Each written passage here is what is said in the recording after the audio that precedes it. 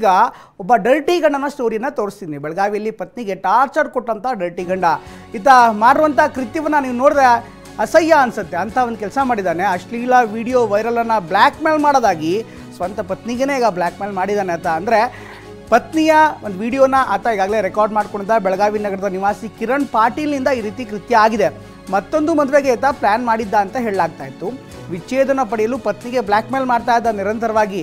ವಿಚ್ಛೇದನಕ್ಕಾಗಿ in fact court ಮೆಟ್ಟಲೇರಿರುವಂಥ ಪತಿ ಕಿರಣ್ ಈಗಾಗಲೇ ಕೋರ್ಟ್ನಲ್ಲಿ ಅರ್ಜಿ ಕೂಡ ಸಲ್ಲಿಸಿದ್ದಾರೆ ವಿಚ್ಛೇದನಕ್ಕೆ. ಕೋರ್ಟ್ಗೆ ಹೋದ ಬಳಿಕವೂ ಕೂಡ, ಅಂದರೆ ಕೋರ್ಟಲ್ಲಿ ಅಪ್ಲಿಕೇಶನ್ಸ್ ಹಾಕಿದ ಮೇಲೂ ಕೂಡ ನಿರಂತರವಾಗಿ ಪತ್ನಿಗೆ ಕಿರುಕುಳ ಕೊಡ್ತಾ ಇದ್ದ. ಪತ್ನಿಯ ವಿಡಿಯೋವನ್ನು ಕೂಡ ವೈರಲ್ ಮಾಡ್ಕೊಂಡಿದ್ದ. ಅಶ್ಲೀಲ ವಿಡಿಯೋ ಕೂಡ ಕೆಲವೊಂದಿಷ್ಟು ರೆಕಾರ್ಡ್ಗಳಾಗಿತ್ತು ಅನ್ನುವಂಥದ್ದು ಕೂಡ ಈಗ ಮಾಹಿತಿ ಬರ್ತಾ ಇದೆ.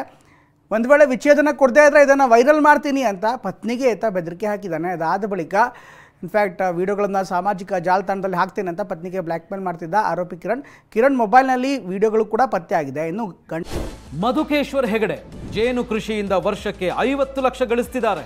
ನೀವು ಕೂಡ ಅವರಿಂದ ಕಲಿಬೇಕಾ? ಅವ್ರ ಜೊತೆ ವಿಡಿಯೋ ಕಾಲ್ನಲ್ಲಿ ಮಾತಾಡಬೇಕಾ? ಈಗಲೇ ಫ್ರೀಡಮ್ ಆ್ಯಪ್ ಡೌನ್ಲೋಡ್ ಮಾಡಿ. ಗಂಡನ ಟಾರ್ಚರ್ ತಡೆಯಲಾಗಿದೆ. ಪೊಲೀಸರಿಗೆ ಪತ್ನಿ ಈಗಾಗಲೇ ಪೊಲೀಸರ ಮೊರೆ ಹೋಗಿದ್ದಾರೆ. ಬೆಳಗಾವಿ ಜಿಲ್ಲಾ ಸೈಬರ್ ಠಾಣೆಗೆ ಕೂಡ ದೂರು ಕೊಟ್ಟಿದ್ದಾರೆ.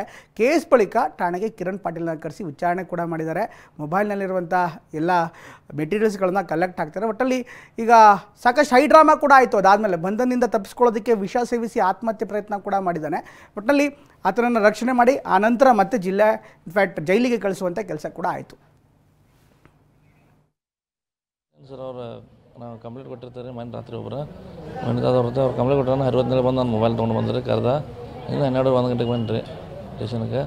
ಬಂದು ಸಂಜೆ ಕೂತೀನಿ ರೀ. ಸಂಜೆಗೆ ಅವ್ರು ಚೆಕ್ ಮಾಡಿರಿ. ನಂದು ಮೊಬೈಲ್ ಬರೀ ನಂದು ತಪ್ಪು ಹೇಳಕತ್ತಾರೆ. ಅವರು ತಪ್ಪು ಹೇಳುವಾರ. ಅವರು ಅದನ್ನು ಬಂದ್ ಮಾಡ್ತಾರೆ ಸರ್. ನಾನು ಬಂದ್ ಮಾಡ್ತೇನೆ. ನಾನು ಹಾಕಿದಾಗ ಬಂದ್ ಮಾಡ್ತಾರೆ. ನೀವು ಬಂದ್ ಮಾಡೋದಿಲ್ಲ ಹಂಗೆ ಹಿಂಗೆ ಅನ್ನಕತ್ತಾರೆ. ಯಾರು ಹೇಳಿದ್ರು? ಯಾರು ರೀ? ಅವ್ರ ಹೆಸರು ಗುರುತಿಲ್ಲ ಸರ್. ಪೊಲೀಸರು? ಹಾಂ ಪೊಲೀಸರು. ಹೆಂಗೆ ಬಂದಿದ್ರು? ಸಿವಿಲ್ ಡ್ರೆಸ್ ಮಾಡಿರ್ತಾರೆ. ಹಾಂ. ಇನ್ನು ಬೆಳಗಾವಿ SP ಕೂಡ ಈ ಒಂದು ಪ್ರಕರಣಕ್ಕೆ ಸಂಬಂಧಪಟ್ಟಂತೆ ಮಾತನಾಡಿದ್ದಾರೆ. ಅವ್ರು ಏನು ಹೇಳಿದ್ದಾರೆ ಅವ್ರ ಡೀಟೇಲ್ ಏನೋ ನೋಡ ಬನ್ನಿ. ನೋಡೋದಕ್ಕೆ ನಾನು ಕರ್ಕೊಂಡು ಒಬ್ಬ ನೊಂದ ಮಹಿಳೆ ನಮ್ಮ ಪೊಲೀಸ್ ಠಾಣೆಗೆ ಬಂದು ಒಂದು ಕಂಪ್ಲೇಂಟನ್ನು ಕೊಟ್ಟಳು.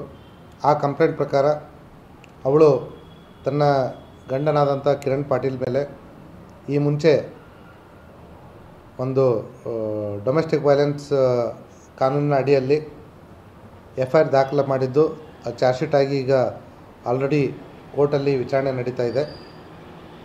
ಈ ಮಧ್ಯದಲ್ಲಿ ಅವನು ಅವ್ರ ಜೊತೆ ಈ ಬಗ್ಗೆ ಎಷ್ಟಿನ ಮಾಹಿತಿನ ನೀಡ್ತಾರೆ ನಮ್ಮ ಪ್ರತಿನಿಧಿ ಸಹದೇವ್ ಮಾನೆ ಬೆಳಗಾವಿಯಿಂದ ಜಾಯ್ನ್ ಆಗ್ತಾರೆ. ಸಹದೇವ್, ನಿಜಕ್ಕೂ ಕೂಡ ಒಂದು ವಿಚಿತ್ರವಾದಂಥ ಪ್ರಕರಣ ಇದು.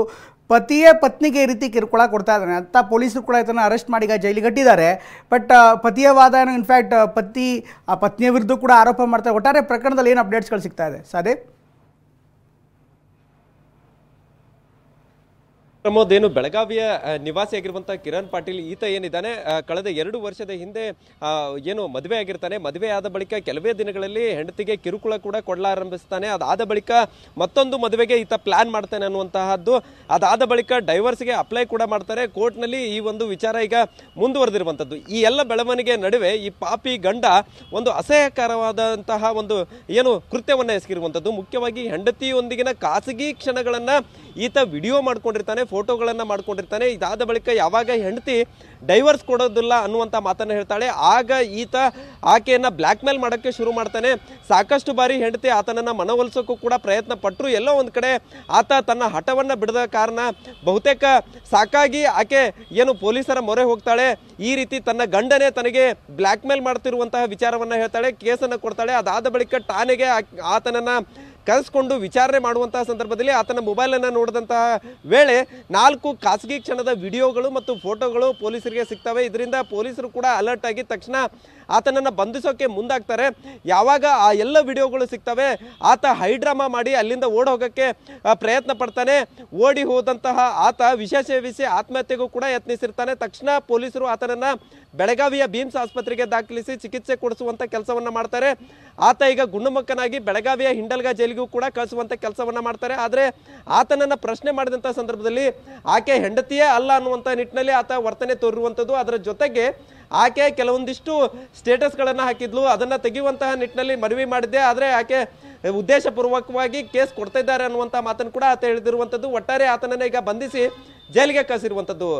ಪ್ರಮೋದ್, ಧನ್ಯವಾದ ಸದೇವ್ ಎಲ್ಲ ಮಾಹಿತಿಗೋಸ್ಕರ.